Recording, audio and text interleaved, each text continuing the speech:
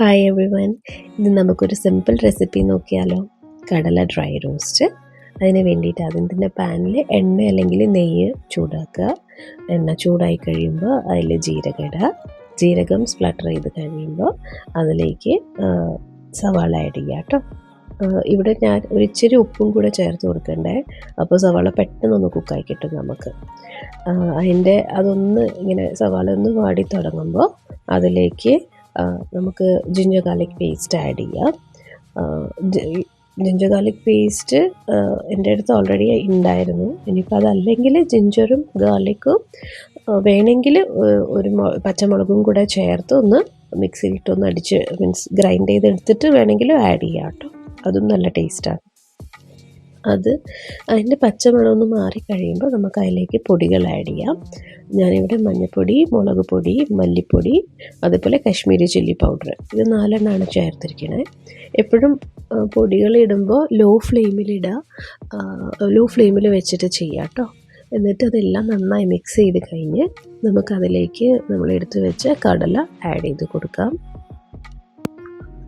ഞാൻ തലേദിവസം തന്നെ കടല വെള്ളത്തിലിട്ട് വെച്ചിട്ടുണ്ടായിരുന്നു. എന്നിട്ട് അത് ബോയിൽ ചെയ്തെടുക്കുക ചെയ്തു. എപ്പോഴും നമുക്ക് ഇച്ചിരി കടല ഇങ്ങനെ ബോയിൽ ചെയ്തത് ഫ്രിഡ്ജിൽ വെക്കുകയാണെങ്കിൽ, സ്റ്റോർ ചെയ്ത് വെക്കുകയാണെങ്കിൽ ഇങ്ങനത്തെ റെസിപ്പീസൊക്കെ നമുക്ക് പെട്ടെന്ന് ഉണ്ടാക്കാൻ പറ്റും. കടല നമുക്ക് നന്നായിട്ട് മിക്സ് ചെയ്തിട്ട് ഇതിനകത്തേക്ക് ഒരു സാധനം കൂടെ ആഡ് ചെയ്യണം, കിച്ചൺ കിങ് മസാല കേട്ടോ. ഈ പൊടി നല്ല ടേസ്റ്റാണ് കറികളിലൊക്കെ ആഡ് ചെയ്യുമ്പോൾ. അപ്പോൾ അതും കൂടെ ചേർത്തിട്ട് നന്നായിട്ട് ഇളക്കി ഒരു 5 മിനിറ്റ് നമുക്ക് അടച്ചു വെച്ച് കുക്ക് ചെയ്യാം കേട്ടോ.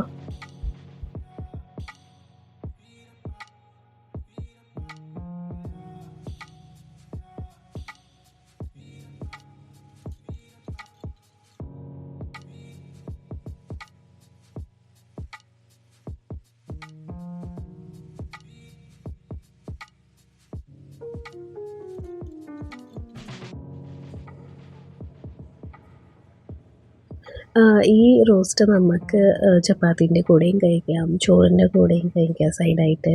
അതേപോലെ ഇപ്പോൾ 4 മണിക്ക് ചായ കുടിക്കുമ്പോഴും വെറുതെ സ്നാക്കായിട്ട് കഴിക്കാനും നല്ല ടേസ്റ്റാണ് കേട്ടോ. ഇപ്പോൾ പെട്ടെന്നൊന്ന് വിശക്കുന്നുണ്ടെങ്കിൽ ഇത് ആകെ കഴിക്കാം. വേണമെങ്കിൽ അതിനകത്തേക്ക് ഉള്ളിയും തക്കാളിയും മുറിച്ചിട്ടിട്ട് കഴിക്കാം. നല്ല ടേസ്റ്റ്. അങ്ങനെ ഒരു ചട്ടപ്പട്ട ഫ്ലേവറാണ്. എനിക്കതൊന്ന് ഭയങ്കര ഇഷ്ടമാണ്. ഇനി നമുക്ക് ഏറ്റവും ലാസ്റ്റിൽ ഇതിൽ കസൂരി മേത്തി ചേർത്ത് കൊടുക്കാം. അതേപോലെ തന്നെ ലൈം ജ്യൂസ്, ഒരു 2 or 3 ടീസ്പൂൺ ലൈം ജ്യൂസ് ചേർത്ത് കൊടുക്കാം കേട്ടോ. അധികം വേണ്ട. അതാണ് ഒരു ടാങ്കി ടേസ്റ്റ് വരുന്നത്. ഇനിയിപ്പോൾ ലൈം ജ്യൂസ് ഇല്ലെങ്കിൽ ആംചൂർ പൗഡർ ഉണ്ടെങ്കിൽ അത് ചേർത്താലും മതി കേട്ടോ. നല്ല ടേസ്റ്റാണ്. സോ ഐ ഹോപ്പ് നിങ്ങൾക്ക് ഈ വീഡിയോ ഇഷ്ടപ്പെടുമെന്ന്. എല്ലാവരും റെസിപ്പി ട്രൈ ചെയ്ത് നോക്കണേ.